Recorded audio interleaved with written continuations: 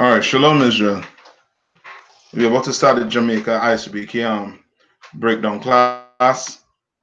All right, and we're trying to touch on this topic on with the creation, and we're basically gonna be in Genesis for most of the class. All right, so you're gonna start at Genesis 1:1. All right, so Genesis 1:1. So it say, in the beginning, all right, God created the heaven and the earth. So we're learning about here right now in Genesis 1:1. Basically, in this Genesis 1 is the creation of the earth. All right, there are many other planets out there, but Genesis 1:1 is specifically speaking about the creation of the earth. All right. So it's Genesis 1 and verse 2. They say, and the earth was without form and void, and darkness was upon the face of the deep, and the Spirit of God moved upon the face of the waters. All right. So what is it talking about here in Genesis 1 and 2? What is being described here? So I'm gonna read it over one more time. Saying the earth was without form and void, and darkness was upon the face of the deep, and the Spirit of God moved upon the face of the water. All right. So here is basically just darkness, right? It had no void. It was without form. Just picture, darkness. It take the lights off in the room. That's how it was. It was void. It's dark, right? And verse 3 said, and God said, let there be light, and there was light. So just think in a dark room, and the Lord just flick a light on, and there was just what? Light. All right? And verse 4 said, and God saw the light, that it was good, and God divided the light from the darkness. All right. So let's picture the Lord now dividing the light from the darkness. All right. Um, verse in verse 5, and God called the light day, and the darkness he called night. All right. So that's where he get day and the night from. So the light that was there in the beginning, he just called it day. And the night, which he divided from the light, he called that dark, the night. Right? And the evening and the morning were the first day. That's how we determine a day. Evening and morning. And with the white man system is totally different, is opposite. He calls the evening, he calls that night. You understand? He basically does it backwards. All right. So the evening and the morning were the first day. Verse 6. And God said, let there be a firmament in the midst of the water, and let it divide the waters from the waters. All right. So what is he saying here right now? So what is the Lord doing here right now?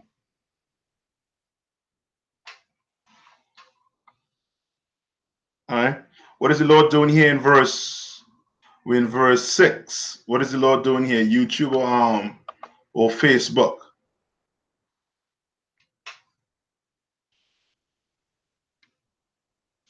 All right. You get 2 minutes or a minute to tell me what the Lord doing here. All right. Giving you a minute.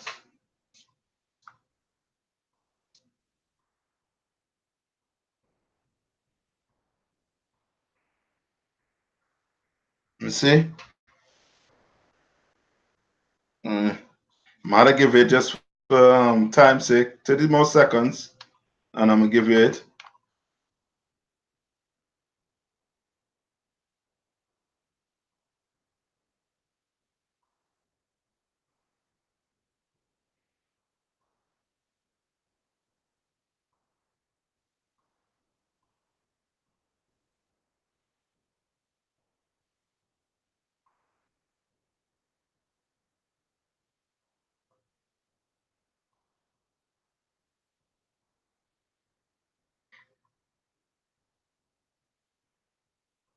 Okay. Right? So that firmament is what the white man will call your ozone layer. All right, the Lord put that firmament, he divided the water, and the reason why they say the water from the water is because space it acts just like what water on land. When people are training to go into space, they train in water. All right, it has the same is the same how to put it, makeup, almost the same makeup, right? It's sort of like the swimming space on those space stations, same way you're swimming water. All right, same way your body acts. Right? So I read it again. And God said, let there be a firmament in the midst of the water, and let it divide the waters from the water. Right? So we read about the creation of earth. Right? And God made the firmament and divided the waters which were under the firmament from the waters which were above the firmament, and it was so. All right, so the Lord basically trying to form earth here right now.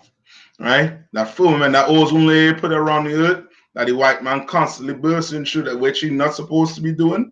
God put that there to divide what? The firmament in the sky, or not the firmament in the sky, but the waters in this above the firmament from the waters below the firmament. All right? Good. Verse 8. And God called the firmament heaven, and the evening and the morning were the second day. All right, so evening and morning come, second day. All right. So the first day was him creating light, day and night. Second day, he created what? The firmament to separate water from water. All right. And we know, according to the Bible, a day to the Lord is as how many years to man?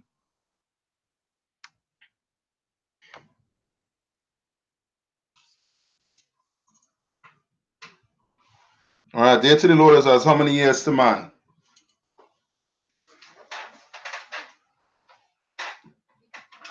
All right, according to the Bible, let's see. See if I get. I think it's in Peter's. Get it? 1 second. Mm.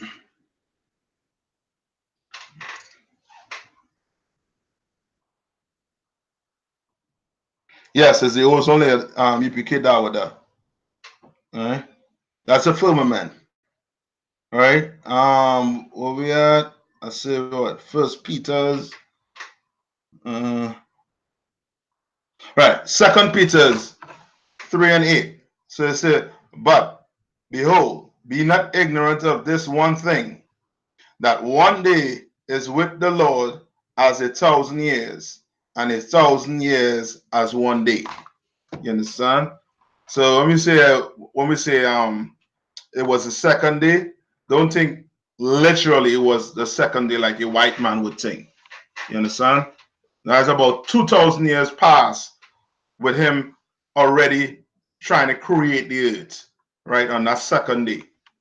All right. Verse 9. And God said, let the waters under the heaven be gathered together unto one place, and let dry land appear. And it was so.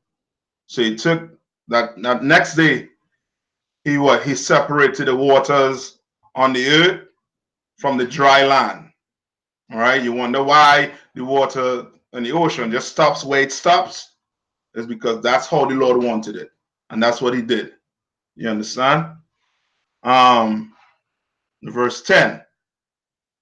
Okay. If you all have any question, you all can stop me, right? Yes, Shabbat 1,000 years. Right? So we verse 11 now.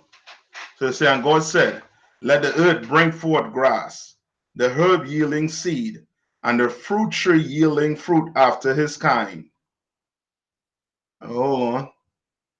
Hold on. I'll skip verse 10. So let's go back to verse 10. And God called the dry land earth, and the gathering together of the water called he seas. And God saw that it was good. All right. So he called the dry land earth, called the water, right? Seas. Right? Verse 11. And God said, let the earth bring forth grass, the herb yielding seed, and the fruit trees yielding fruit after his kind, whose seed is in itself upon the earth. And it was so. So the Lord starting to add, trees and stuff to the earth, right? On that dry land. Verse 12. And the earth brought forth grass and herbs yielding seed after his kind, and the tree yielding fruit, whose seed was in itself after his kind. And God saw that it was good. And the evening and the morning were the third day. Son, so the Lord, doing all this work, right? Verse 14. And God said, let there be lights in the firmament of the heaven to divide the day from the night, and let them be for signs and for season and for days and years. You understand? The Lord never tell us to worship the sun or the moon like the Christian church or Islam be doing. Islam with the moon church, the Christian church with the sun. You understand? The Lord put these things for a reason in the sky. Right? Let's read one more time, verse 14. And God said, let there be light in the firmament of the heaven to divide the day from the night. All right, so how do you know when it's day, when it's night? Based on what light is up there in the sky. Meaning, if the sun is out, you know what? It's the day. If the moon is out, you know what? It's the night, right? Simple. And let them be for signs and for season and for days and for years. All right. Verse 15. Let them be for lights in the firmament of the heaven to give light upon the earth, and it was so. And God made two great lights, the greater light to rule the day, and the lesser light to rule the night. He made also the stars. Right? So what did he create here? He created the sun and what? The sun and the moon. Right? And God said, and God set them in the firmament of the heaven to give light upon the earth. So the firmament, basically what the white man would call in space. All right? And to rule over the day and over the night, and to divide the light from the darkness. And God saw that it was good. Solid.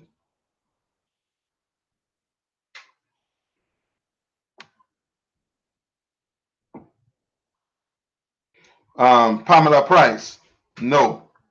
The Sabbath is not every 2,000 years. I don't know where you're getting that from. In Leviticus 23, it tells us when the Sabbath is. You understand? The Sabbath is it's at what? Sundown Friday to sundown Saturday. All right? The Bible already tells us that. What you got to tell me what you read in here, or what I'm reading here that tells you that the Sabbath is every 2,000 years. Now, I never read that. Pamela Price. All right. He just said it, as I would say, he just said it for what? For the seasons, for signs. You understand? For days and years. That's all. All right. The Sabbath is counted by the days. You understand? And the 7th day fall on what? On Friday sundown to Saturday what? Sundown. Right? Good. That the day the Lord rested. And it says you could read that, as I say, in Leviticus 23. It tells us that. All right. Let's see. And God set them in a firmament of, all right. Verse 18. All right. Read verse 18. And to rule over the day and over the night, and to divide the light from the darkness. And God said that it was good. All right. Verse 19. And the evening and the morning were the fourth day. All right. Verse 20. And God said, let the waters bring forth abundantly the moving creatures that had life, and fowl that may fly above the earth in the open firmament of the earth. Right? So the Lord is doing what here? The Lord is creating life what? In the water and in the air, right? So read over one more time, right? Um, all right.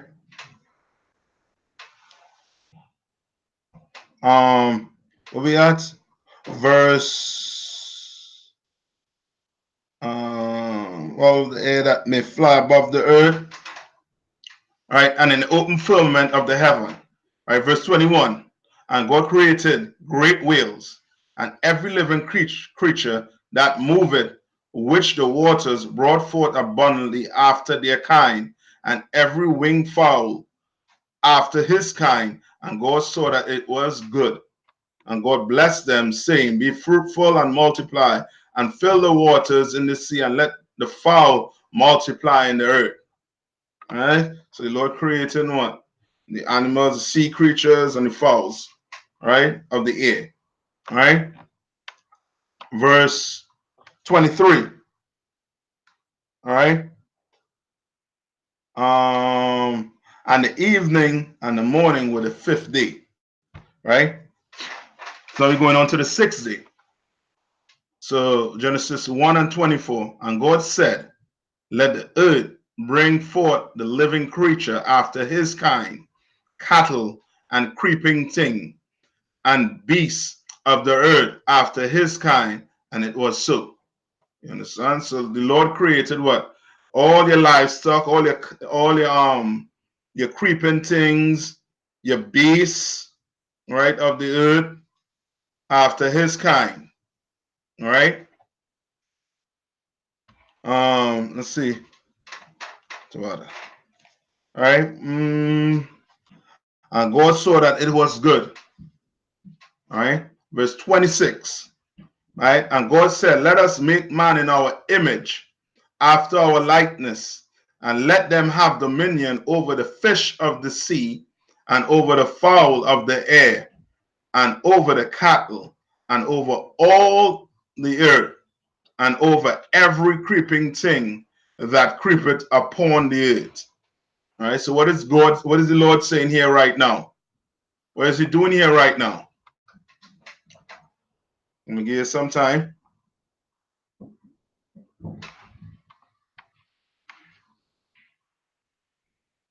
If, all right, I'm gonna give you all some time. What verse we in? I'm in Genesis 1 and 26. Right? He said, Let us make man in our image, after our likeness, and let them have dominion over the fishes. What does he mean by let us make man in our image, after our likeness?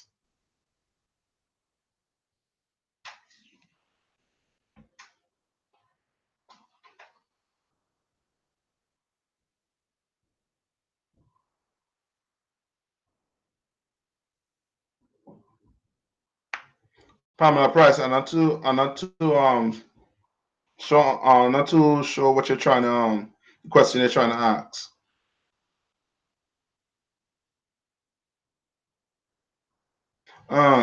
No. Shabayala, you said giving us the laws to govern the earth. Not as yet. We coming to that though. What does it mean when he said, Let us make man in our image after our likeness?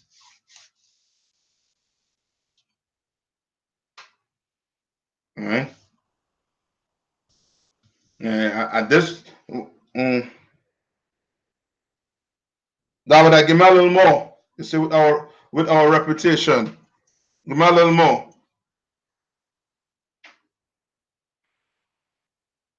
Give me a little more. With what you're saying, right? What makes a man different from an animal?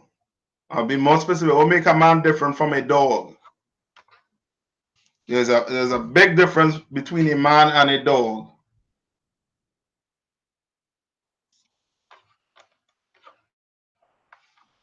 Royal, give me a little more. You gotta give me a little more.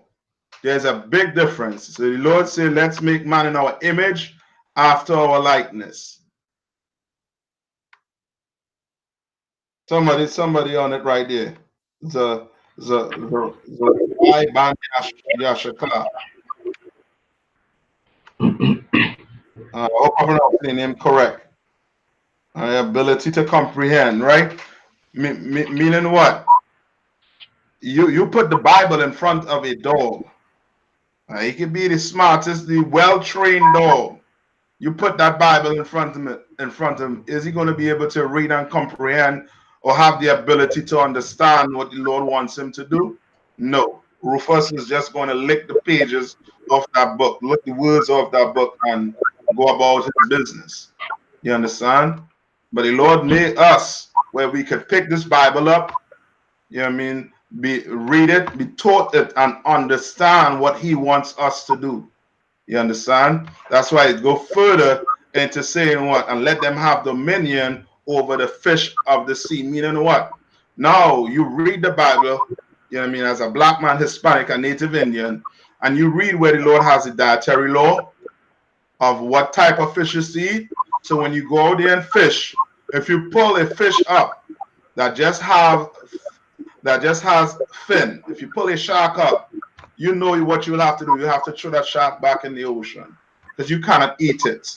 You understand? You have dominion over these animals, meaning you can catch them and you can determine whether you eat them or they live. You understand? You have dominion over them. You are smarter than these animals. You could catch a lion. You understand? The most ferocious beast, you know what I mean? You can catch him. You understand? But would you eat a lion? Can you eat it? No. You know, based on the dietary law, you cannot do it. You understand? So the Lord make you with that ability to understand, to read, to comprehend. You made in the image and the likeness. You understand? And over the fowl of the air, and over the cattle, and over all the earth, and over every creeping thing that creepeth upon the face of the earth. Understand? All right. So God created man in his own image. In the image of God created he him. Male and female created he them. You understand? So I don't know where the Christian church, you go ask a Christian who are the first people on the earth, and they're going to tell you who? Adam and Eve. When we're reading here in Genesis, we're in Genesis 1 and 27, and we're reading where God created male and female. You understand? Where he created man and woman. You understand? So Adam and Eve were not the first people on the earth. You understand? God created people on the earth. You understand? And they were not the only people on the earth, and we're going to see. All right, we're going for sure crush that belief that the Christian church has, that Adam and Eve were the only people on the face of the earth around this time. All right, in Genesis. All right, let's see. Verse 28. So they say, and God blessed them, and God said unto them, be fruitful and multiply and replenish the earth and subdue it and have dominion over the fish of the sea and over the fowl of the air and over every living thing that moveth upon the face of the earth. All right.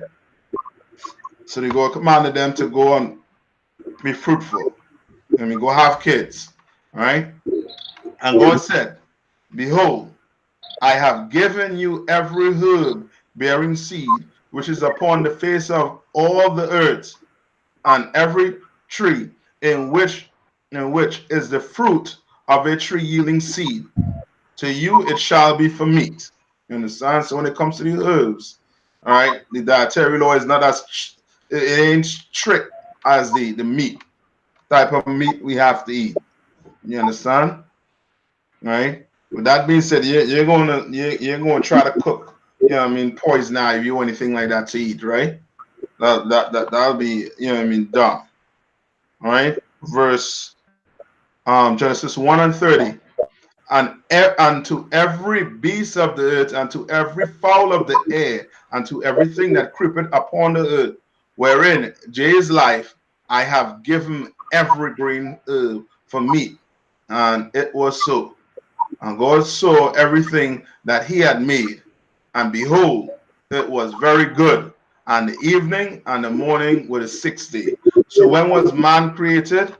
Man was created, or mankind was created when? I should say man. Man was created when? On the sixth day, right? Along with the beasts, the cattle, the creeping things, right? Man was created on the sixth day, right? So let's go to Genesis 2:1. Right, so we're going to continue, right? So it took 6 days to the Lord, which is approximately how many years? About 6,000 years it took for the Lord to create the earth with man and everything on it. You understand? Right? So now Genesis 2:1. So it said, thus the heavens and the earth were finished, and all the host of them, right? All the hosts of them, right? Meaning the animals, man, woman, right? The fishes in the ocean, right? Everything that's on the earth, you know what I mean? All the host of them, right? Genesis 2:2. Let's say, and on the seventh day, God ended his work which he had made, and he rested on the seventh day from all his work which he had made, right? And God blessed the seventh day and sanctified it, because that in it he had rested from all his work which God created and made. And we know that day that the Lord sanctified, that seventh day, is what we call the Sabbath. You understand? We don't base the Sabbath on the moon. You understand? Sabbath is based on the seventh day. You understand? The day the Lord rested. Right? The Lord didn't rest based on the moon. He made the moon for sign, for time. You understand? He didn't make it for you to go for the Sabbath to go by it. Right? That's for I think it's Pamela Price. All right. Let's reiterate that. All right. Verse 4, Genesis 2:4. These are the generations of the heavens and of the earth when they were created in the day that the Lord God made the earth and the heavens. All right. Good.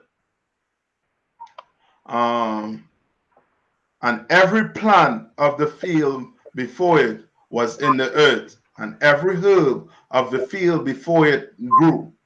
For the Lord God had caused it to rain upon the earth, and there was not a man to till the ground.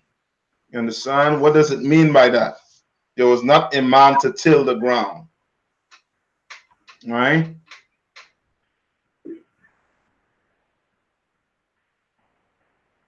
Just you know what I mean? Just break that part down for me, right? When he said there was not a man to till the ground. All right.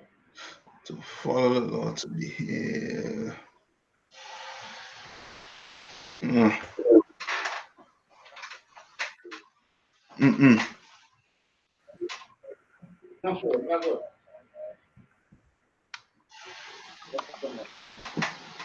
Come on.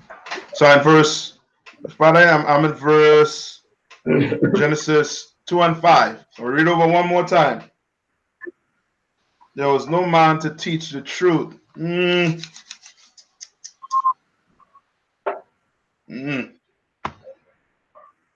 Uh. You on it, Dawda. All right. All right. So it said, every plant of the field before it was in the earth, and every herb of the field before it grew. For the Lord God had caused it to rain upon the earth. Right? So, and there was not a man to till the ground. You understand? There wasn't a man to take charge, to organize everything. You understand? Right? And that's what the Lord was saying. You understand? Everything was just growing. Everything was just on the earth. You understand? Everybody was doing whatever they wanted to do. Let's put, you know what I mean? Let's put it like that. No. but there went up a mist from the earth and watered the whole face of the ground. You understand? And the Lord formed man of the dust, all right, of the ground, and breathed into his nostrils the breath of life. So remember, the Lord said, had nobody to till the ground. You understand? Had nobody to take charge. It had nobody to say where the pumpkin should grow. The pumpkin should grow amongst these other plants. You know what I mean? Or what type of, you know what I mean, what type of meat, you know what I mean, you should eat, or how you should, you know what I mean, what you should eat. If it should go about, you know what I mean, picking stuff up, you know what I mean, picking worms up from the earth and eating it. You know what I mean? There was not man to till the ground. There was not man to organize. All right. So now the Lord is saying what? Now in verse 2 and 7. In verse 2 and 7. And it say, and the Lord formed man of the dust of the ground. What is this saying here? Right? Now, what you have to remember is what we read already in Genesis 1, I believe 26 and 27, where man was already created. All right? Man was already created. Man and woman were already created. Right? Male and female were already created. Now, what is this speaking about here? And the Lord God formed man of the dust of the ground and breathed into his nostrils the breath of life, and man became a living soul. Now I need some precept for this. All right. See, right? I'm gonna take that as a right, no man, to keep the land in order and raise his people up righteous. Yeah, as I say that, but I'm gonna, you know what I mean, you're on it, right? Give him the truth, the laws. All right.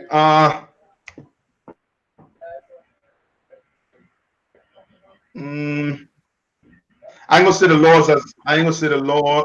Let's see. Laws. Nazir. Dawada. Alright. I will created on the seventh day from the dust, meaning he took man and woman that was already created. Alright. You own it, Shabayala.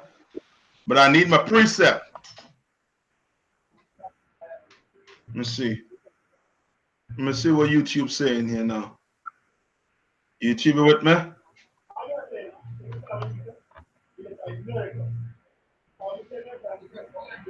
Man didn't have to farm for food.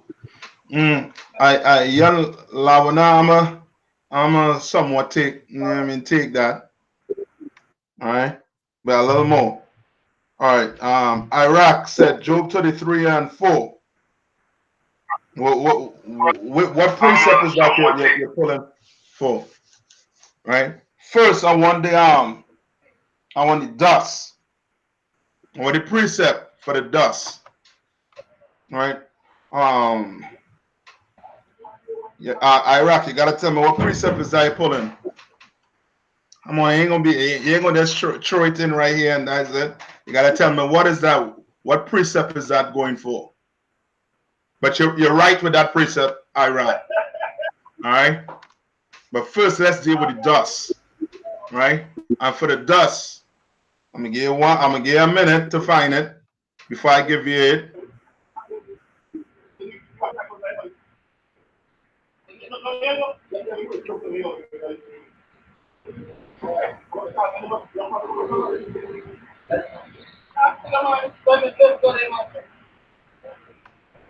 I'm gonna give you a minute. 30 more seconds before I give you it.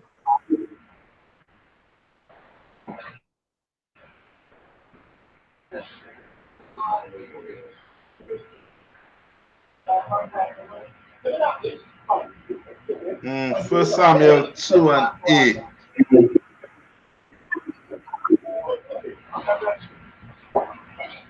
I'm gonna take that Zerai Ban Yashaka. I'm gonna take that, right? He pulled First Samuel 2 verse 8, where it says what? He raised up the poor out of the dust and lift, right? I'm going to take that part where you say raised up the poor out of the dust. But I want a little more. I want a little more to fully explain what the dust is, right? That dust, you know how black people speak, right? This ain't, you know what I mean, like white people, when they see, you know what I mean, pull them out the dust, it sounds like, you know what I mean, Adam had on dirty clothes and was just, you know what I mean, it was just running around like maybe like a what, a vagrant, right? Right? That's how white people would think, right? But when we say dust, you know what I mean, when we speak of dust, it means that what? That this man was in a low state. You know what I mean? As in Samuel say, you know what I mean, you poor. You know what I mean? You there, you are the, you know what I mean, you in the dust. All right. So let's see. Good Iraq. Correct. Somebody just let me see. That would I say Ezekiel 37 and 9. Yeah, that's for the bread. I want the dust. You're correct. That would yeah Iraq. You're correct with the yes with the bread. All right. Dust is a low state, correct? Now let's go to I'm gonna give it now just for time's sake. Isaiah 52 and 1. All right, which will you know what I mean, which will it's clear to see this dust, what the dust the Lord speaking about. All right.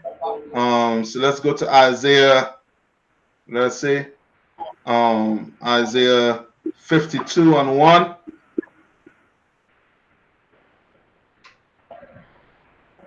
All right. Isaiah 52 and 1 says this. All right.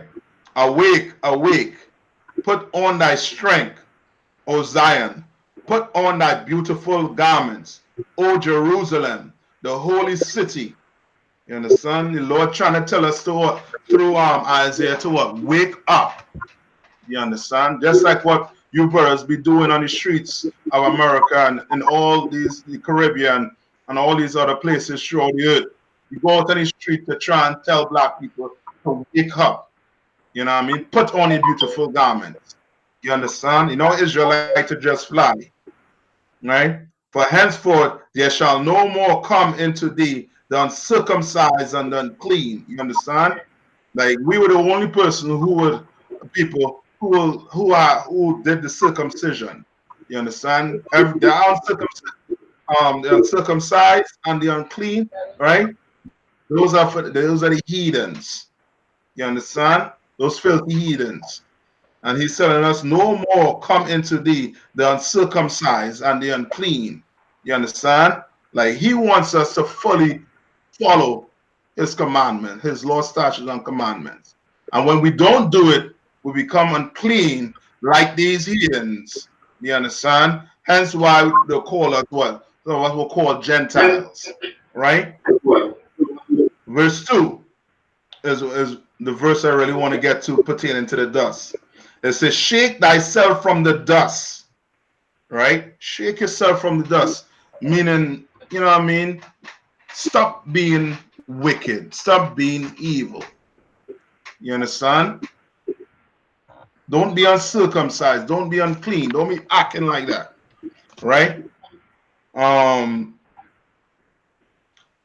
Arise and sit down, O Jerusalem, loose thyself from the bands of thy neck, O captive daughter of Zion. You understand? Like he wants us in this captivity to be righteous. You understand? We should not be trying to be Americans. We should not be trying to be anything other than God's chosen people. And the only way for you to do that is to join the UPK for the law, statutes, and commandments. You want to be a sinner, the Lord will look at you as being uncircumcised. He will look at you as being unclean. You understand? You want to be an adulterer. You want to be you want to be a weed smoker, a pimp. You want to do all these things, a prostitute, a whore. You understand? A homosexual. You want to be all these things. To the Lord, you're going to be looked at as unclean and uncircumcised. You understand? And He's telling you to get out of that condition here. Shake the dust out off of you. All right. So now let's go back to Genesis. All right.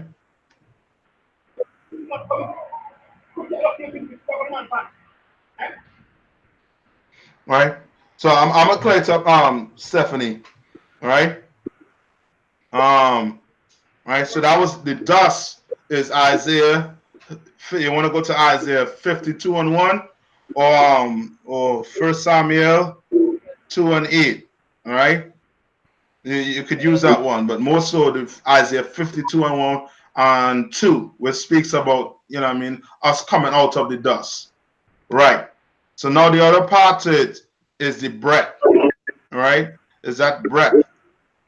You breathe it into your nostrils. Right. I'm gonna go to 2 for now. What you brothers had up there was good also too. So I'm gonna go to 2 for now. I'm gonna go to Ezekiel 37 and 8, and I'm gonna go to Job 33 and 4. All right. Brenda Harris, should that mean separate yourself from white people? Okay, Brenda Harris, how do you separate yourself from white people? And what do you mean by separate yourself from white people, Brenda Harris? All right. So let's go back up. All right. Yeah, so Job 33 and 4. We're going to an Ezekiel 37, man. What did I say? We're going to start at verse 8. All right. So let's go to Job 33 and 4 first, right? To get the breath of life, right? To fully understand what the Lord is trying to do in Genesis 2 and 7. All right. So say going to Job 33 and 4. All right. So Job 33 and 4 says this: the Spirit of God had made me, and the breath of the Almighty had given me life. So what's the breath? What's that breath? And give me one word to explain what that breath is.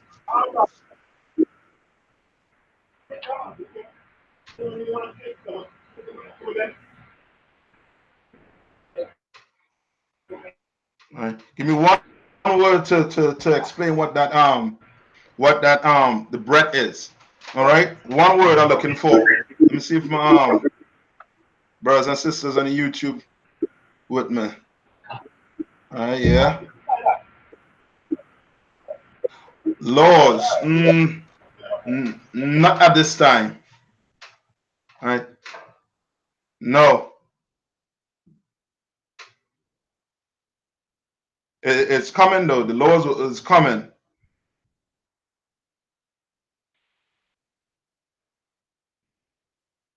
All right. So I'm gonna take the laws, but I'm looking for a word. I'm looking for a word. It starts with C. I actually giving it away. It starts with C. All right. And to Sister Brenda Harris, not participating in your society, I'm gonna explain it a little more to you, right? Yes, separated from white people is good. And how do we separate from white people? By us not celebrating their holidays, by us not, you know what I mean, we could, when we go to work with them, you know what I mean, we just go to work, you know what I mean, to go hang out with white people, you know what I mean, I won't do it. You understand? I will fully be separated from them in that case, right? But you may have to work with them, right? So the only way, you know what I mean, you could basically separate from them right now is you not celebrate their holidays. You know what I mean? You not, you know what I mean, be around them. You know what I mean? You look for a black restaurant to go sit down and eat in, a Hispanic, a Native Indian restaurant to go sit down and eat in, if you could. You know what I mean? I'll separate, you know what I mean? That's the type of separation you're talking about, yes. All right. We'll have to separate from them. All right. Um, Let me see. Yes, Sabayala. Yes, the commandments, right? That breadth basically is commandments, right? And you'll see why I say that when we read on a little further. You understand? The Lord wants you to follow his commandments. He command you to not eat pork, do not eat pork. He command you not to eat shrimp, don't eat shrimp. He command you not to be adulterer, don't be adulterer. He command you not to be a homosexual, Don't be a homosexual. Don't be a lesbian. You understand? Like he commanded us to do these things and we should follow it. That's the breath of life. You follow the commandments of the Lord, you are going to do what? You're going to live. That's the breath of life. He was putting in Adam. You understand? Let's go back to Genesis now. All right. So it said, the Lord formed man of the dust of the ground and breathed into his nostrils the breath of life, and man became a living soul. All right. One last one I said we was going to do Ezekiel. So let's go to Ezekiel and then we'll go back to Genesis. Ezekiel 37, we start at verse 8. All right. So it's precept for the breath. All right. So it say, all right, this is Ezekiel here, right? Speaking. And when I beheld, lo, the sinews and the flesh came up upon them, and the skin covered them above, but there was no breath in them. I mean, this like black people today. We have sinew, we had flesh on us, but we ain't got the breath of life in us. And how you know that? We dying in the streets. We've been killed. You understand? We've been, you know what I mean? We're filling up the jail cell, we're filling up the graveyard, we're filling up the hospital. We don't have the breath in us, that breath of life in us, right? But we have the sinew and the what? And the flesh, you know what I mean? Covering our skin, our bones, right? Skin and bone, right? Now, verse 9, then said he unto me, prophesy unto the wind, prophesy, son of man, and say to the wind, thus saith the Lord, come from the four winds, O breath, and breathe upon these slain that they may live. You understand? Like, go teach these blacks, Hispanics, and Native Indian the commandments of the Lord so that they will live. They could live. You understand? Because they're not learning it in the Christian church. They're for sure not learning it in the Islam mosque. You understand? These places, these so-called religious places that black people, Hispanics, and Native Indians going to, are not teaching them how to obey the Lord's commandments. They're not. You understand? They're teaching them to be good American. You understand? And black people, we suck at it. You understand? We suck at it. You understand? When we try to be American. Right? Let me see. Right? So man became a living soul. So that's him giving Adam the commandments. Yes, and that's him teaching Adam the commandments. Right? And the Lord God planted a garden eastward in Eden, and there he put the man whom he had formed. So break this down for me, verse 8.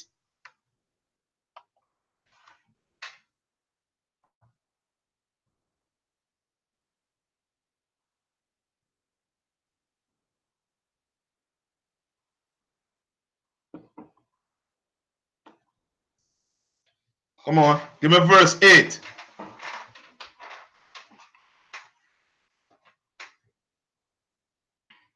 Man, you know you had it when you see the commandments, right? As I say, I'll take the laws, right? But we're gonna get to it, and you'll see why I wanted to just stick with the commandments. All right. So come on, we're in verse 8.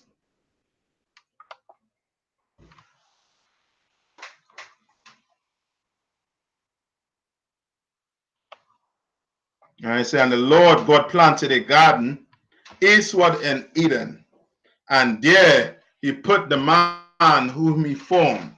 All right, I'm gonna give you a minute.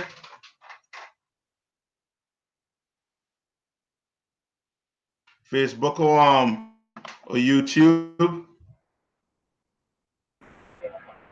Lucky, sir. Lucky, sir.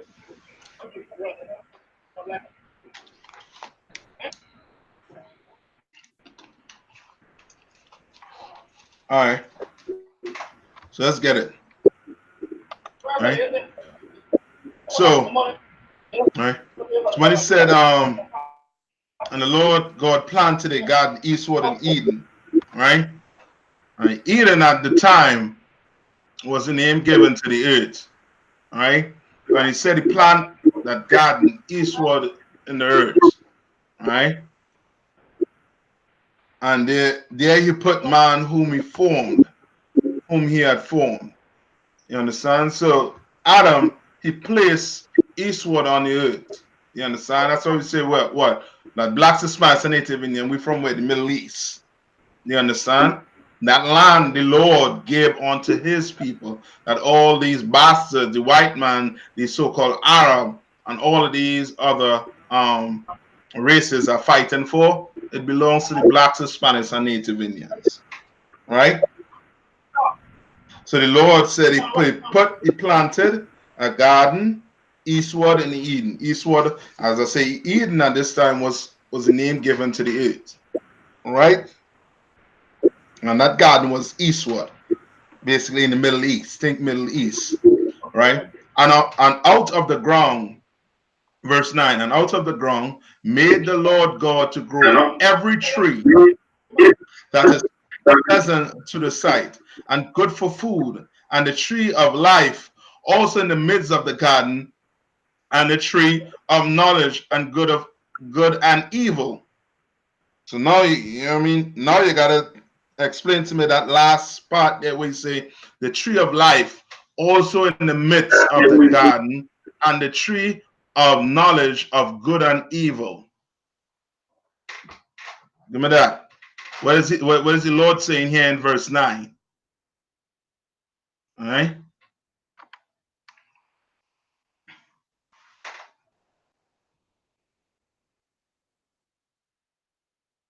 Come on.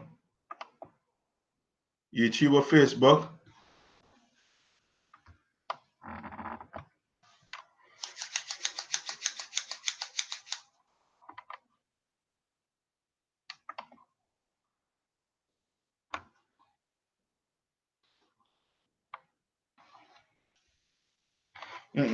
The garden, um,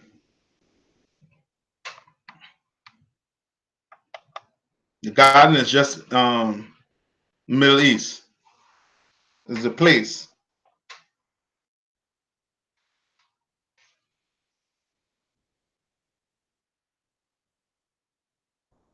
All right. So in verse 9 again, I'm reading over verse 9 again. It said what?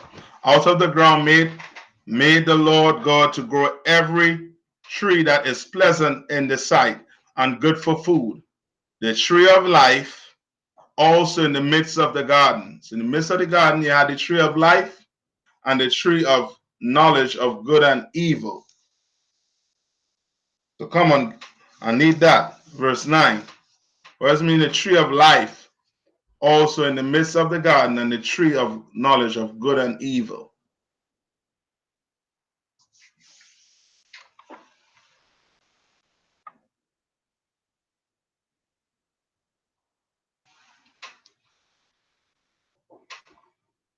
And the tree of life is the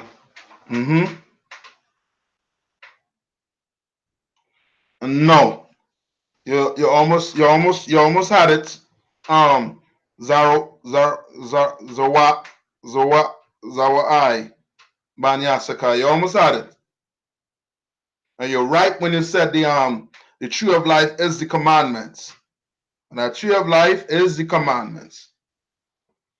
And it was in the midst of the garden. Right? It wasn't what? A physical tree. What was it? All right. And how did the Lord communicate with Adam at this time? All right, that basically give you how did the Lord communicate with Adam at this time?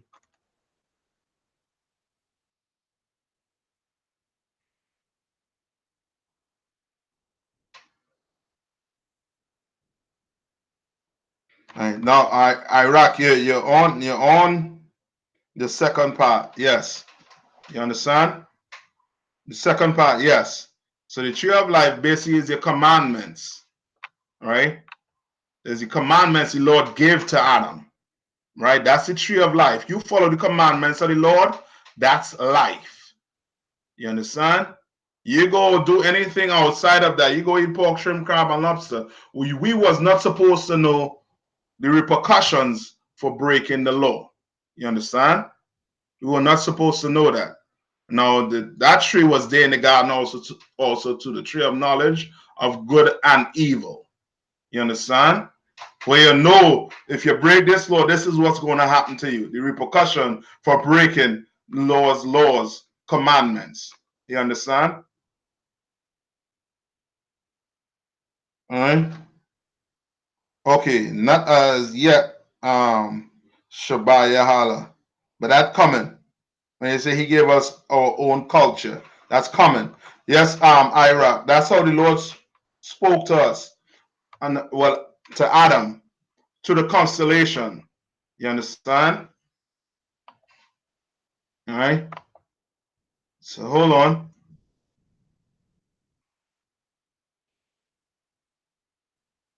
I won't say it's the opposite. All right. I won't say it's the opposite. Knowledge of the Most High ways and the other nation. Mm, you're on it. Uh, let me see. Young Lamana, you're on it. You know what I mean? Or point. So as I say, that tree of life is the commandments, the knowledge of good and evil. That's basically the repercussions, or you know what I mean, for breaking the laws. You understand?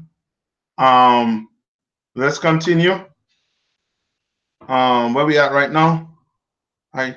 And a river went out of Eden to water the garden, and from thence it was parted.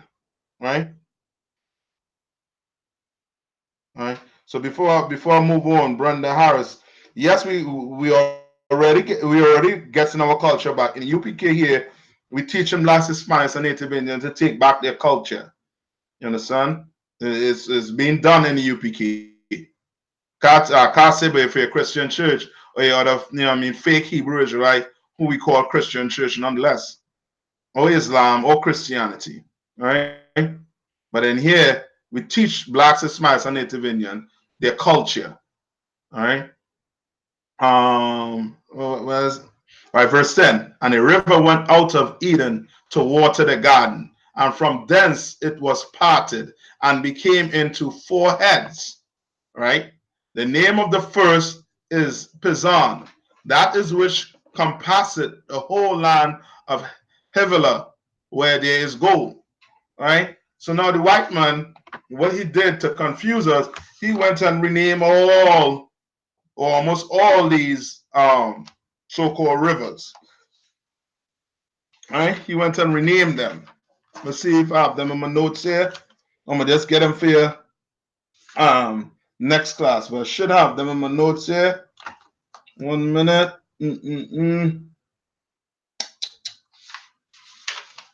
All right, rivers, right? So my notes, I have this river, the Poseidon, runs into the Red Sea, right? Then we have, and the gold of that land is good. There's bdellium and the onyx stone, right? Verse 13, and the name of the second river is the Gihon. The same is that which compasses the whole land of Ethiopia, right? That river, that Gihon, is what they rename it to what we call today the Nile River. All right. And the name of the third is the Hedekel, right? That is which goeth towards the east of Assyria. All right. The Hedekel today they call it the Tigris River, right? And the fourth river is River Euphrates, right? That river, if you go check it on the map, it runs through Iraq. All right. All right. Where's the Garden of Eden located? That's in the Middle East. All right. And these four rivers, when you go and look on the map, you'll see that these four rivers, you know what I mean, passes through these land masses. You understand? Like Saudi Arabia, part of Iraq, um, the land of Israel, the so-called Palestine, all of them are on our land. You understand? When you go look at where these rivers compasses, that is the Garden of Eden. That's the land mass that the Lord gave to Adam. You understand? All right. And we gonna get it back. No sweat. You know what I mean? Let the white man, let the Arabs and them fight for it right now. But the Lord for sure gonna send Christ back for us to get our homeland. All right. We just have to do what? Obey the Lord's statutes and commandments. Follow his laws. You understand? Let's see. Where we at right now? So verse 15. And the Lord God took man and put him into the Garden of Eden to dress it and to keep it. You understand? He gave Adam everything he needed to have, you know what I mean, to have the Garden of Eden looking right. You understand? Looking right. Adam will know where to plant certain crops, what crops go with what live stuff to use to help him to use to plow, you know what I mean, to plow the land, to, you know what I mean, to reap the harvest. You understand? Like he gave Adam all his knowledge. Right? And he spoke to Adam through what? Through those constellation. Right? And the Lord God commanded the man, saying, of every tree of the garden thou mayest freely eat, but of the tree of the knowledge of good and evil thou shalt not eat it, for in the day that thou eatest thereof thou shalt surely die. All right? Now, what it was supposed to be like for Adam is this. All right? Now, I hope this, you know what I mean, you will never did this. I hope you will never think about doing this. But I'm going to be a little, you know what I mean, I'll try and not be that much graphic. Right? You don't know what you do to taste and like. Right? Or dung, whatever. Right? That's how the Lord wanted it to be. He wanted you not, he wanted you just to obey him. He didn't want you to know, you understand, the repercussions of what will happen if I disobey the Lord. And that's the tree of the knowledge of good and evil. He wanted you just to do what the tree of life said to do. You understand? That's all. That's all the Lord wanted you to do. Right? That's all the Lord wanted Adam to teach his people to do. His kids and his kid teach his kids all the way down to us in 2019. That's all we were supposed to know, the commandments of the Lord. We weren't supposed to know what happens when we break the laws, the repercussion of those things. You understand? Um, so where we at? Yes, obey versus learning the hard way, basically. Right? So say, saying, I just said, and the Lord commanded man, saying, of the tree of the garden thou mayest eat freely. All right. So, but of the tree of the knowledge of good and evil, thou shalt not eat of it. For in the day that thou eatest thereof, thou shalt surely die. And the Lord God said, it is not good that man should be alone. I will make him an helpmeet for him. You understand? So now, so now, you know what I mean? So now we know what's coming here right now, right? This is where the Lord is going to make Adam a helpmeet. And we know that helpmeet, we're going to read on, right? And he's going to tell us who the helpmeet is.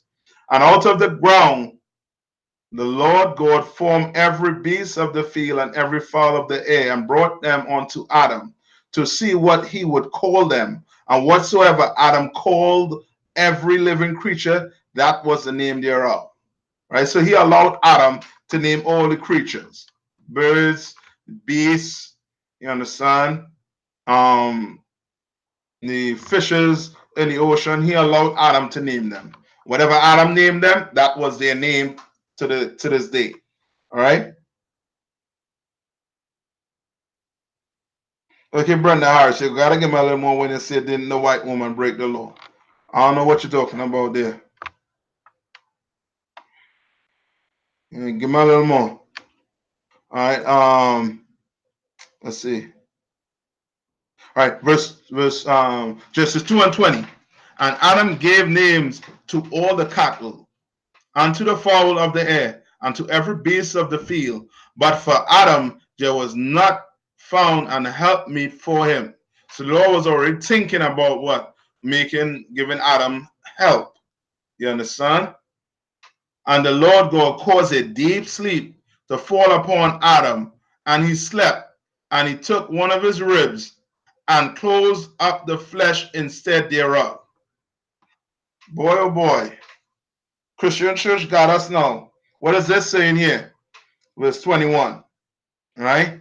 The Christian church use this to explain what? Why the woman have what, less rib than the man? You understand? But is it speaking about, you know what I mean, the Lord literally taking a rib out of Adam? Come on. What is verse 21 telling us?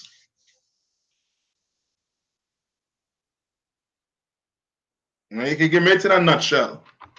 YouTube or Facebook.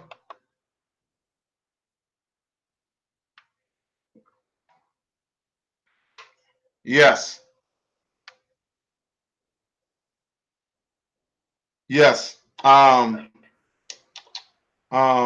Shabayala, you basically give me it in a nutshell, right? But what does this tell me what does this first part here means, right? Um, so you get one part of it right so far when you say he gave him a woman out of his family. And what part lets us know that he gave us a woman out of his family? All right. So I since say Shabayala jumped the gun. Let me put it like that. Yeah, let me tell you all the way where and verse 23, Shabayala. You only win 23. And what verse I told you I'm in? I'm in 21. I need 21 broken down. I read it one more time. The Lord caused a deep sleep to fall upon Adam, and he slept. And he took one of his ribs and closed up the flesh instead thereof.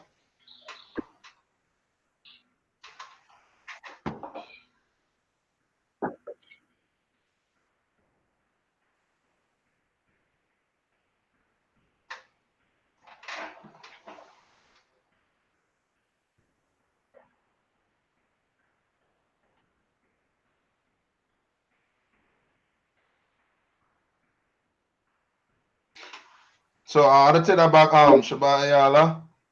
All right. All right, with the family, all this family, yes, I'm gonna take that part, right? That'll be the rib part. But what does it mean um, when it says, and the Lord caused a deep sleep to fall upon Adam? I want that part. Give her life. No. So Dawada, Iraq, Zarai, Banya Shala, and Shabayala, you're basically on it. You know what I mean? You're on it. But I need that part broken down. Because this is what happened to you all most of the time. Right? So let me see somebody saying he slept with a distant cousin on his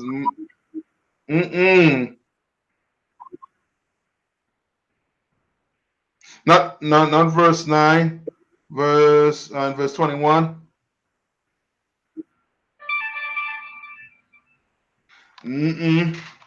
Come on now.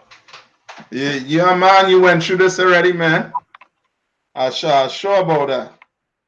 Right? Where it says, and the Lord God caused a deep sleep to fall upon Adam, and he slept.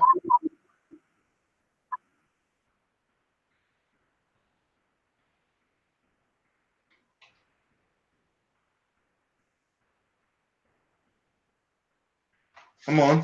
Get one more minute to get up off of me. He made to where we only deal with our nation. No. You had a family part down. When I say a close family member, that's where I'll put in. I'll replace the They say he took that rib, right? When he took one of his rib, that's where it's been said that he took a close family member, somebody close to him. You understand? And when they say close up the flesh instead thereof, right? Meaning what? That Adam didn't go take somebody in his family anymore. He just took that one woman at that time, which was Eve. All right. And the Lord God caused deep sleep to fall upon Adam, right? And he slept. Come on. With that part, I'm waiting for you all to give me that part. See, precept. You're jumping the gun, man. On his no, not It doesn't say. It doesn't say on his mother's side. All right. So I'm gonna give you it. All right. So it said the Lord God caused a deep sleep to fall upon Adam. Right. Just think about this. Right. A deep sleep is not mean illiteral sleep. You understand? Have you ever been with a woman, right? You've been with her for about, I don't know, for a week, 2 weeks, and then it happened to, I mean, just sit down and take a glimpse at her and be like, how the hell I end up with you? I mean, what happened? If you wondering what happened, well, a deep sleep fell upon you, brothers. You understand? The same thing happened to Adam. You know what I mean? The Lord basically chose this woman for him. Like a deep sleep fell upon him, meaning you know what I mean? He wasn't asleep. He just, you know what I mean? This woman was picked basically for him. And then he realized, man, you know what I mean? He realized, whoa, you know what I mean? You ever asked, you know what I mean? You've never been in a position where you be like, well, what am I doing with this sister? How the hell did two of us come? How did we two? You know what I mean? How did we come together? I mean, what happened? You know what I mean? That's when a deep sleep fall upon you, and then you wake up and you realize it's game on, right? And I'm tired of them. The Lord caused a deep sleep to fall on them. When he woke up, basically he was with this woman, and not literally woke up, meaning he just, you know what I mean, was conscious now. Yo, what's this, right? And he slept and he took one of his ribs, right? Meaning if Adam didn't sleep, more than likely he would not have chosen what?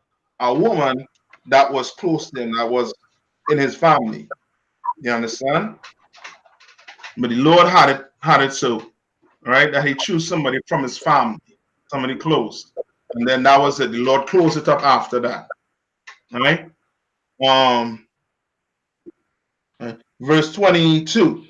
And the rib, you know what I mean, which the Lord God had taken from man. That's why, you know what I mean, in the truth here, you call your woman what? Your rib. I mean, it ain't meaning literal rib. It comes from this, come from the Bible, comes from the scriptures. All right. Had taken from man, made he a woman, right? And brought her unto the man. Is it literal? No, because you already made what? He already made male and female. You understand? This woman the Lord made right here was to go specifically to help Adam. You understand? You sisters with these brothers, you supposed to be a helpmate. You understand? That's what you're supposed to be. You're supposed to be somebody inside there breaking down, you know what I mean, breaking down the home, arguing this, that, the other. You understand? Running havoc with that mouth, with that dragon mouth. You ain't supposed to be doing these things. You know what I mean? You're supposed to be a helpmate to a man. You understand? And I'm speaking about a man in the truth. You understand? That's who I could vouch for. You understand? You sisters who hop between the legs and car, keep them legs closed for a man of the Lord, and you go get somebody in the world, you gotta deal with that. You understand? You gotta deal with everything that comes with it. All right. Um, then here we take marriage very serious. You open your leg to a man outside the truth, That man who you open your leg to is a man for the rest of your life. You know what I mean? You're all together, like you know what I mean, like you know what I mean, like whatever, you know what I mean, like herpes, whatever. You're all together for life. All right. And the rib which the Lord God had taken from man, made he a woman and brought her unto the man. And Adam said, this is now bone of my bone and flesh of my flesh. Right? Meaning what? Family. Right? And when we come together, somebody I think put it up just now. Let's go to I have it right here. Hold on.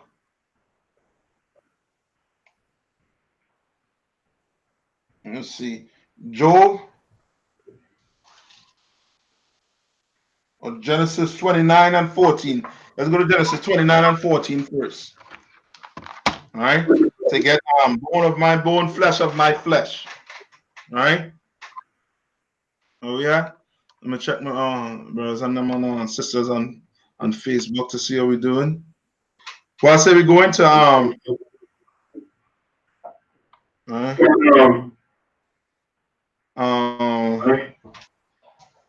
Genesis 29 and 14, I said. All right. 29 verse 14. Right? And this is Laban, right? And Laban said to him, surely thou art my bone and my flesh. All right. This is Laban speaking to Jacob, right? Meaning they were what? They were family. All right. Surely thou art my bone and my flesh. And he abode with him the space of a month. All right. All right. That bone of my bone, flesh of my flesh, it says, surely in my family. All right. And she shall be called woman, right? Because she was taken out of man, right? Not literally, right? Therefore shall a man leave his father and his mother and cleave unto his wife, and they shall be one flesh. You understand? One flesh meaning what? One accord. You understand? Meaning they're agreeing. And they were both naked, the man and his wife, and were not ashamed. Come on. Christian church depicts so-called Adam and Eve in the garden of a picture of Adam with him full out with his full rod, and Eve with a full, full out, naked. You know what I mean? Come on. Let's prove the Christian church they're liars, man. So what is this saying here? Right? When it say, and they were both naked, and the man and his wife, and were not ashamed. Come on. Come on, don't let Pastor Pork Chops, you know what I mean, how we stumbling now, flipping through, flipping through the scriptures. What is it saying?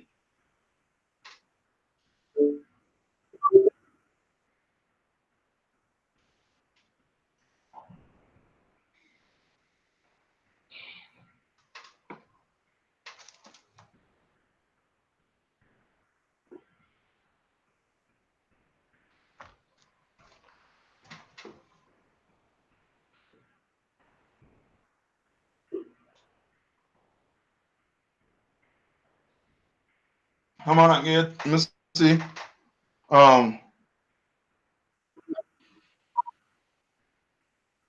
Wise.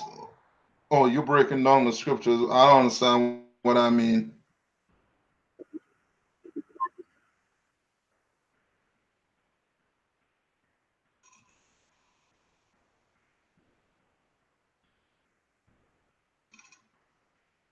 Come on. Yes, that's what I'm asking Shabbat on. What does it mean by what they were naked?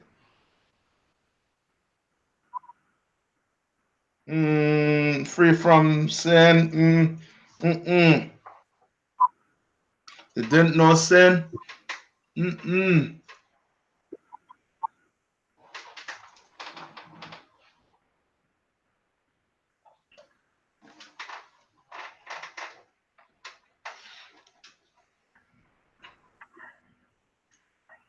Let me see. Zarawai Banya Shala, you're on it. All right. What it says is correct, right? All right. That just meaning you have is like being in the truth, and you're not ashamed of being in the truth.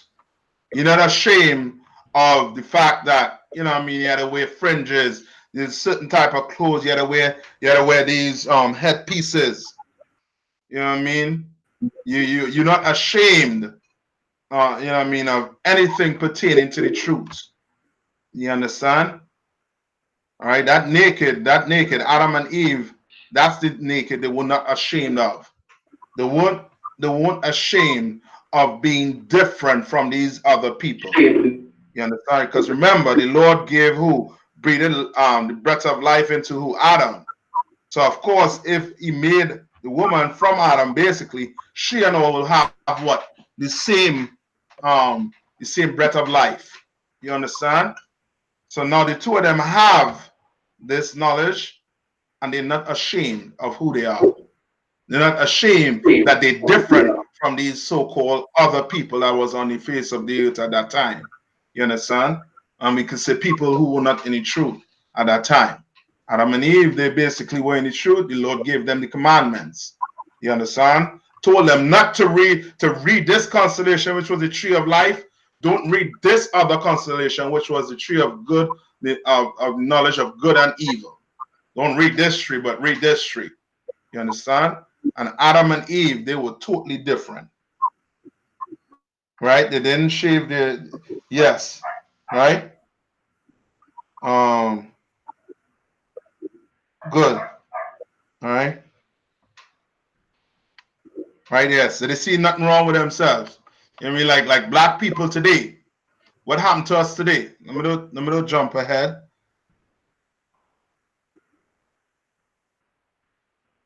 Right, Timaya was correct on that when they say Adam didn't wasn't conscious of the fact that he was receiving a rib from his own family. You're right.